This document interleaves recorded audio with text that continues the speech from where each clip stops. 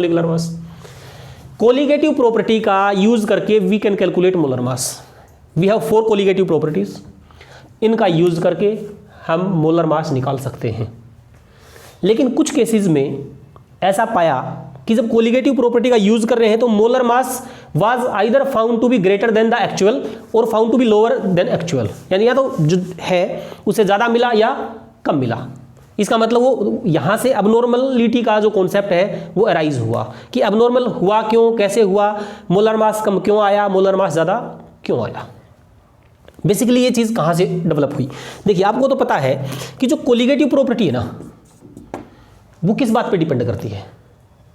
Colligative property directly proportional to number of particles. किसके particle? Solid particle. यानी colligative property solid particle पे depend करती है। अब मान लीजिए कुछ पार्टिकल्स हैं तो कोलिगेटिव प्रॉपर्टी ये बढ़ा तो कोलिगेटिव प्रॉपर्टी क्या होगी? बढ़ेगी। नहीं आया समझ में? एक चीज और I would like to tell you, NB क्या होता है? NB इज इक्वल टू होता है WB अपॉन MB।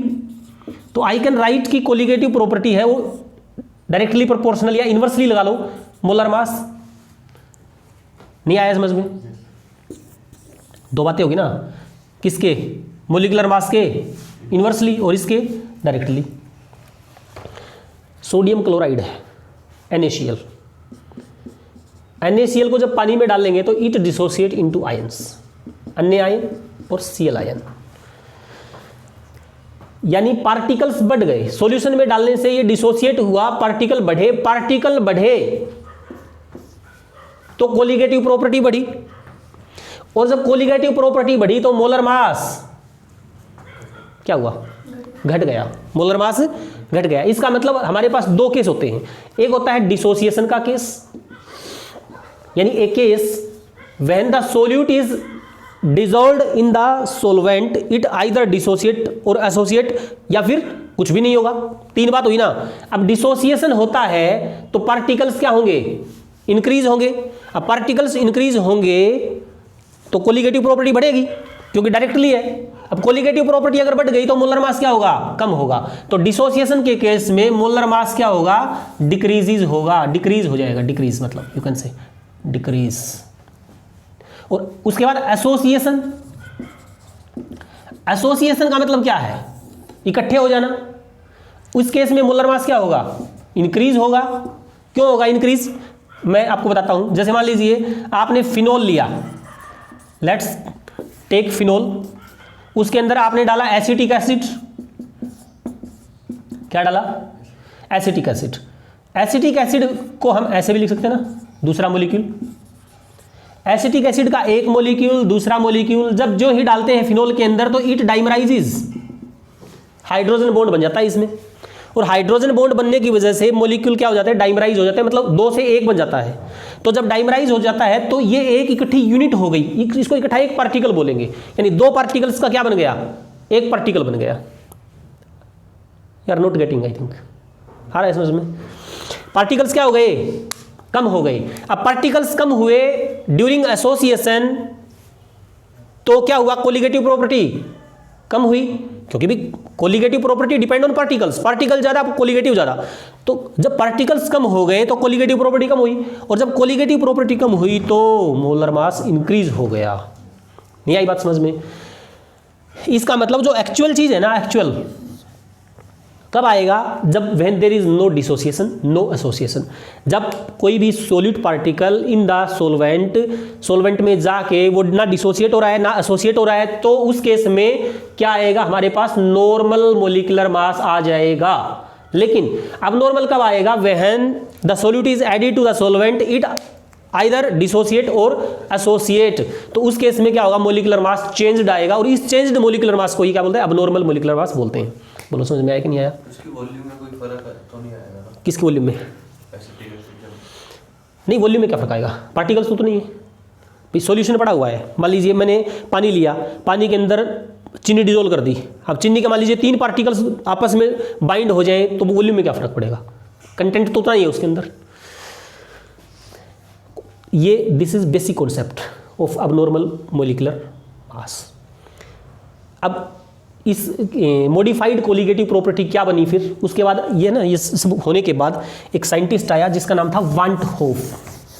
क्या नाम था साइंटिस्ट का? Van't Hoff. Van't Hoff was the first chemist to, मैंने आपको पहले भी बताया था, van't Hoff was the first chemist to won Nobel prize, first Nobel prize in chemistry field van't Hoff को ही मिला था, बाद में तो काफ़ी को मिल चुका। तो 1901 1901 में वान टॉफ को क्या मिला, नोबेल पुरस्कार मिला, वान टॉफ फैक्टर नोबेल प्राइज मिला। दिस इज एडिशनल इंफॉर्मेशन है। चलो वान टॉफ फैक्टर, वान टॉफ फैक्टर, वान टॉफ फैक्टर ना, इसको हम आई से डिनोट कर लेते हैं, करते हैं मतलब बुक्स में। तो आई क्या है, आई इज वान टॉफ फैक्टर। आई को हम कैसे निकालते हैं, i is object colligative property upon calculated colligative property, या फिर MC अपॉन MO। MC का मतलब होता है calculated molar mass upon object molar mass, ये आपको जल्दी याद रहेगा, MC अपॉन MO। आई की वैल्यू क्या होती है, MC अपॉन MO। चाहे इसको छोड़ दो, न्यूमेरिकल्स में कोई बाधा नहीं डालेगा, ये सिर्फ आप you keep in mind I is equal to क्या होता है, MC अपॉन MO होता है। इस चीज़ को आप याद रखें। किसी भी न्यूमेरिकल में यानी जो मॉडिफाइड कोलिगेटिव प्रॉपर्टी होंगी, that will be like P naught A minus PS upon P naught A is equal to X भी होता है ना नॉर्मल, इसमें क्या लगा देंगे, I लगा देंगे। उसके बाद delta TB is equal to क्या होता है, KB M होता है, सॉरी KB M होता है, यहाँ पर क्या लगा देंगे, I लगा देंगे।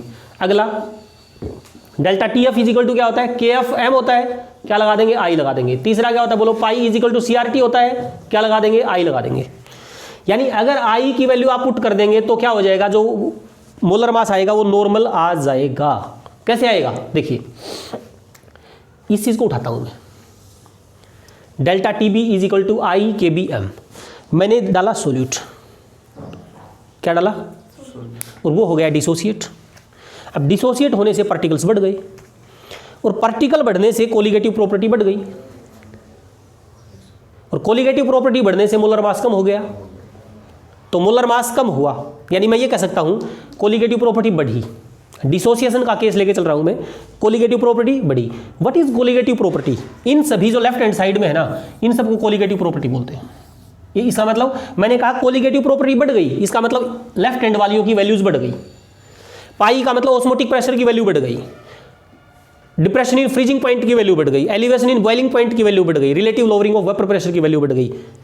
कोलिगेटिव प्रॉपर्टी बढ़ने का मतलब क्या है, इन लेफ्ट वालियों की वैल्यू राइज हो गई। डिसोसिएशन हुआ, डिसोसिएशन होने से इसकी वैल्यू क्या हो गई, डिसोसिएशन होने से पार्टिकल्स ज्यादा हुए, पार्टिकल्स ज्यादा होने से इसकी वैल्यू क्या हो गई, बढ़ गई। अब इसकी वैल्यू बढ़ गई तो क्या होगा, इसको कंपनसेट करने के लिए इसकी वैल्यू क्या होनी चाहिए, कम होनी चाहिए या ज़्यादा होनी चाहिए, ज़्यादा होनी चाहिए।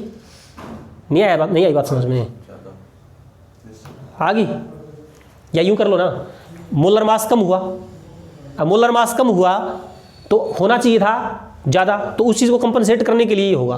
तो यानी यहाँ पे तीन बात लिख सकता हूँ मैं, भाई I will be greater than 1, I will be greater than 1 कब, when there is dissociation of solute particles in the solution, और I इज लेस देन 1 एसोसिएशन होगा, और I इज इक्वल टू 1 क्या होगा, जब ना डिसोसिएशन हो और ना एसोसिएशन हो। ये तीन बात आपको थोड़ी सी ध्यान रखनी है। न्यूमेरिकल्स प्रॉब्लम पे आप पूछते हैं, न्यूमेरिकल्स में क्या होगा, अगर न्यूमेरिकल्स प्रॉब्लम को सोल्व करते हैं तो इट्स वेरी इजी। I की वैल्यू को आपको पता होना चाहिए I क्या है, या फिर ये आ सकता है, दो तरह के क्वेश्चन पूछ सकते हैं इसमें, या तो ये पूछ सकता है कि कोलिगेटिव प्रॉपर्टी निकालो, तो उसमें आपको I की जरूरत पड़ेगी, तो आपको I निकालना आना चाहिए। दूसरा ये पूछ सकता है कि what is the degree of dissociation और एसोसिएशन, यानी कितना डिग्री एसोसिएट हुआ, कितना डिसोसिएट हुआ, इट्स 60% डिसोसिएटेड या 50% डिसोसिएटेड, तो उस चीज़ का आपको पता होना चाहिए। ठीक है, तो या तो आपको कैलकुलेट करना पड़ेगा I या कैलकुलेट करना पड़ेगा अल्फा, इन दोनों के आसपास ही सारी न्यूमेरिकल प्रॉब्लम्स फ्लक्चुएट करती हैं। तो हाउ टू कैलकुलेट I, इस बात को हम समझते हैं, कैलकुलेट किया जाए, how to calculate I। It's very simple. पहला point, direct if the solute is 100% dissociated, question में आ जाए assuming the solute is 100% dissociated या कंप्लीटली डिसोसिएटेड, तो i is equal to number of ions, cation plus anion, number of ions produced, यह आ जाएगा i की वैल्यू। मैंने कहा भाई कैल्शियम क्लोराइड सोल्यूट डाला, इट कंप्लीटली डिसोसिएटेड, तो आई की वैल्यू क्या होगी, कैन यू टेल? जब ये डिसोसिएट होगा तो बनेगा Ca+2 भाई, और 2Cl-1, तो 2 यहां से 1 यहां से, आई की वैल्यू कितनी होगी बोलो, 3। नेक्स्ट, अगर मान लीजिए मैंने लिखा aluminium sulphate Al2SO4 whole thrice, इसके लिए आई की वैल्यू क्या होगी बोलो, कितनी?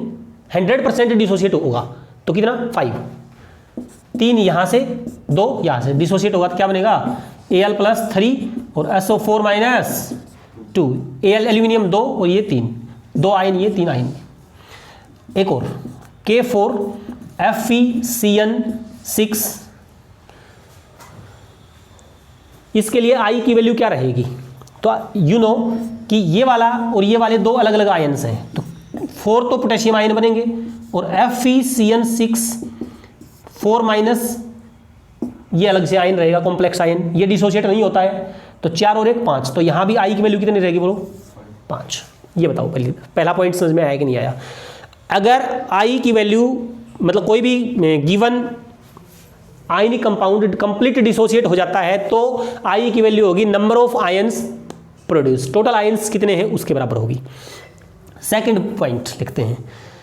दूसरी बात, अगर हमें दे दिया जाए कि 60% आयनाइज हुआ, 50% आयनाइज हुआ, अदर देन 100 आ जाए, तो हम क्या करेंगे, तो हम लेंगे सोल्ट। मान लीजिए कैल्शियम क्लोराइड लिया, तो जब पार्शियली आयनाइज होता है तो हम इक्विलिब्रियम का साइन पुट करते हैं, तो it will form Ca+2 and 2Cl-1। बोलो समझ में आया कि नहीं आया? मान लीजिए ये 1 है, 1 मोल, नॉट 1 पार्टिकल। मान लीजिए 1 मोल पार्टिकल है, ये बना कितना, 0 इनिशियली जब स्टार्टिंग में लिया था तो इसका कोई भी पार्टिकल नहीं था, लेकिन किसी डिजोल्व करने के बाद मान लीजिए अल्फा पार्टिकल डिसोसिएट हो गए, अल्फा मोल्स डिसोसिएट हो गए, एक में से मान लीजिए आधे 0.5 डिसोसिएट हो गए, अल्फा मोल डिसोसिएट हो गए, तो ये कितने बनेंगे? अगर देखो 3 पार्टिकल डिसोसिएट होते हैं 3 बनेंगे और ये डबल बनेंगे, तो अल्फा डिसोसिएट होते क्या बना बोलो, अल्फा, और ये क्या बना 2 alpha. I is equal to क्या होता है, number of total particles in the solution. अब सॉल्यूशन में कितने पार्टिकल हुए, कैल्शियम आयन कितने, अल्फा के बराबर, क्लोराइड आयन किसके बराबर, 2 अल्फा के बराबर, और ऐसे पार्टिकल्स ऑफ कैल्शियम क्लोराइड जो डिसोसिएट नहीं हो पाए, कैल्शियम क्लोराइड के भी तो कुछ पार्टिकल होंगे, वो क्या है 1 माइनस अल्फा, तो टोटल क्या हुआ बोलो 1 माइनस अल्फा प्लस 2 अल्फा, ये वाले 3 तरह के पार्टिकल है सॉल्यूशन में, calcium chloride undissociated, calcium ion और क्लोराइड आयन। तो यहां से ये बन गया अपोल में टोटल आयन्स टेकन इनिशियली मैंने 1 मोल लिया है तो नीचे 1 आ जाएगा, तो अल्फा से अल्फा कट गया, i is equal to what 1 + 2 alpha. Alpha की वैल्यू आपको गिवन मिलेगी, मान लीजिए बोले 60% डिसोसिएटेड है, तो यहाँ पे क्या रख देंगे, अल्फा अगर दे दिया 60%, देखो अल्फा एक्चुअल में क्या होता है, डिग्री ऑफ डिसोसिएशन, मतलब एक में से कितना टूटा, 0.1 0.2 0.3 0.25 वट, तो वो होता है। तो परसेंटेज में अगर दे रखा है तो अल्फा को लिखेंगे 60/100 लिख देंगे इसको, 60% का मतलब, तो क्या लिखेंगे बोलो 0.6, राइट 0.6, तो अल्फा की वैल्यू कितनी होगी 0.6, तो आई की वैल्यू क्या हुई 1 प्लस में 0.6 इंटू 2 1.2, ये हो जाएगा 2.2 आंसर। यहाँ से ऐसे आई की वैल्यू हम निकाल सकते हैं।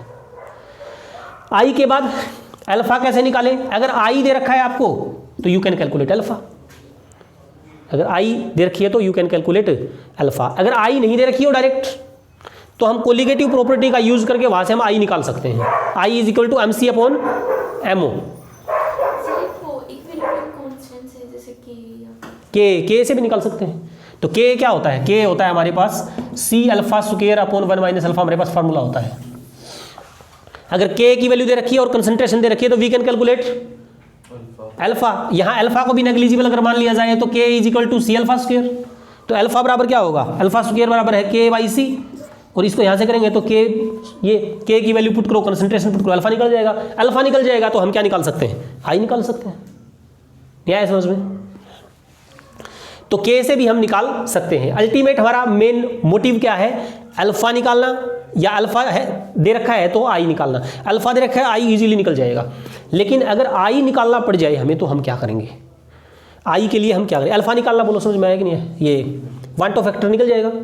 आई कैसे आई का तो हो गया, अल्फा कैसे निकालेंगे? How to calculate alpha, how to calculate alpha. Alpha निकालने के लिए हमें आई निकालना पड़ेगा, लेकिन आई हमें डायरेक्ट दे नहीं रखा, ऐसे जैसे आयंस वगैरह नहीं दे रखे, तो उस केस में हम क्या करेंगे?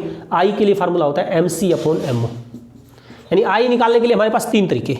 फर्स्ट ये वाला, दूसरा इस टाइप से, तीसरा MC/MO। इन तीनों से हम क्या निकाल सकते हैं? आई। अगर आई पता है तो यू कैन कैलकुलेट अल्फा।